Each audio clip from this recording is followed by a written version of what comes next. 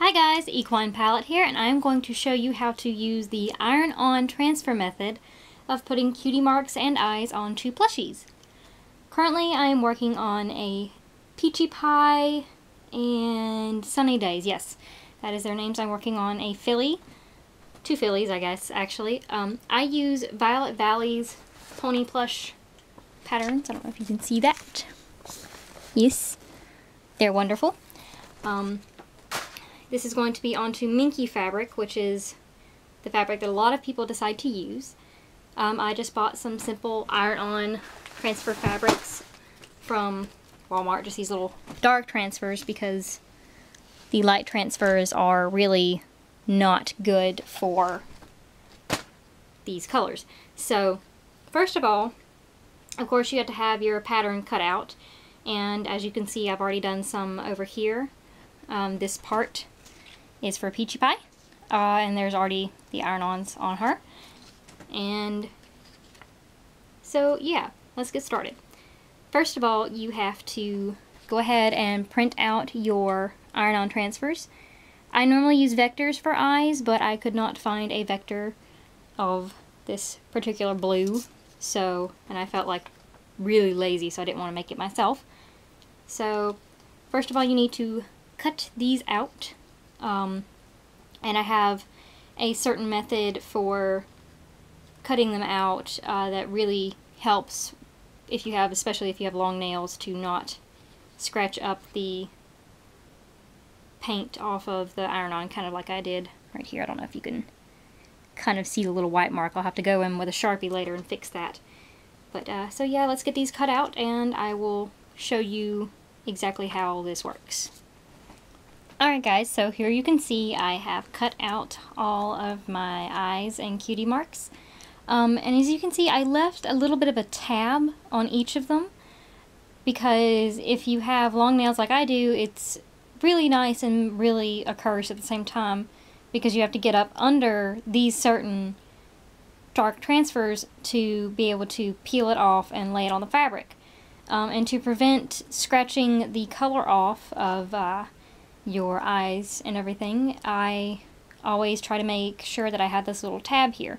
It's not as big of a deal on eyes because the white doesn't even have any color on it, but still it's a good idea. And if you have a cutie mark that has 3 different components, you want to make sure that you have a tab on each component and place them according to a picture to be able to get them back in their right place, because I've tried like making a little dot or something in there to keep them all connected and it just makes a mess.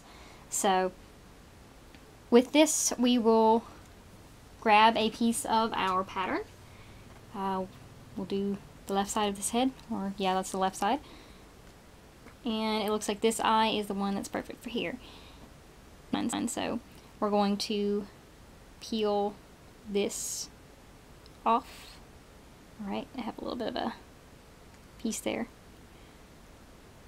And if you have any tiny small parts of your iron-on, kind of like these eyelashes over here, you want to make sure you peel them last, because those could tear very easily, even though this is the way that an iron-on is made is with plastic. So I always am very careful and gentle about pulling it off. Right, and as you can see, it's kind of curly, which is not a big deal. And this iron-on, we need to place it correctly. I need to, first of all, cut that little tab off, because I do not want that on my plushie, even though this minky actually kind of matches Sunny Days pretty well. So now I'm going to try to make sure that I've placed this correctly, and I will use one of my previous ones to see if I can do this right.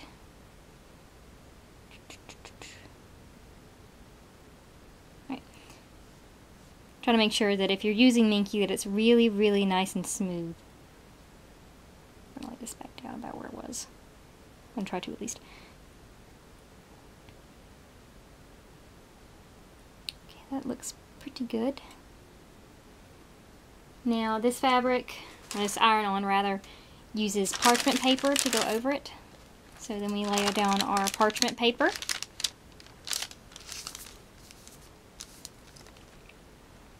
Let's try to make sure I don't have any other random things out here. And then we are going to push this iron down on it for 20 seconds. Get out of there. Go away.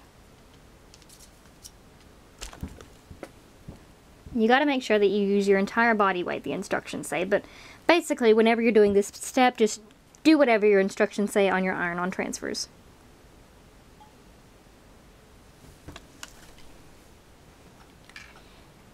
And I personally use the cold peel method, which, if you're going to be washing your plushie, which I don't see why you would probably want to do the warm peel, but I let it sit there, and this is going to cool for approximately 2 minutes or so. Alright guys, so we have now cooled our iron-on for approximately 2 minutes, and my instructions all say to do is just make sure to peel in a swift motion. So that is precisely what we're going to do. Yet again, you want to make sure that you don't try to peel at these tiny little points, because they might easily peel up. So we're just going to grab the bottom and peel up, and ta-da! And of course, because I'm a klutz, even with my careful placement of my tabs, if you take a really close look, you can, hopefully this will focus, it's probably not going to, you can kind of see up here on this eyelash where there's a little bit of paint missing, which that can just be filled in with a Sharpie. But there you go. That is how you do an iron-on. Yay! But there you go. That is how you do an iron-on transfer for plushies. And this will stay relatively well. It's really movable and you can still work with it as fabric. So it's a really good alternative if you don't have a machine embroidery machine. I'll put a couple of links down below for some eye vectors and some cutie mark vectors, as well as some links to some other interesting things that you might want to know about. And that is basically how you do it. So I'm going to finish up this plushie and maybe do a few more tutorials later. Thanks guys, bye!